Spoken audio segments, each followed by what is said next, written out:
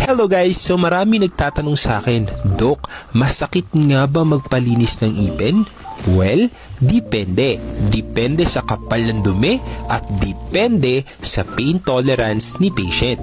May mga pasyente kasi na sobrang baba ng tolerance nila pagdating sa pain or discomfort, kaya kahit mild na movement pa lang ng paglinis ng ipin, nangingilo na sila.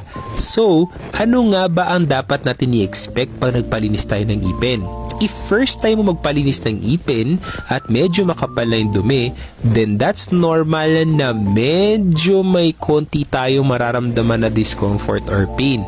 Pero, if yung ating patient naman is medyo regular na nag-visit, then usually wala na sila masyadong nararamdaman. Kasi nga nasanay na sila. Ganun naman talaga, di ba? Pag first time, masakit. Oh, may nakarelate? Sige nga. Well, yung kapal kasi ng dumi natin is pwedeng pumasok sa loob ng gilagid, and normally, yung mga tinatawag natin na subgingival calcular deposits or nasa loob na ng gilagid, yun yung mahirap tanggalin at masakit pag tinatanggal, which is tolerable naman. Pwede magpa-anesthesia, pero hindi sa lahat ng oras. Piruin mo, kung yung kapal ng dumi mo is nasa lahat ng ipin mo, di manhid na yung buong bunganga mo, nakanganga ka na lang hanggang makauwi ka sa bahay. Kaya mo ba yon? Well, kung kaya mo, di good luck.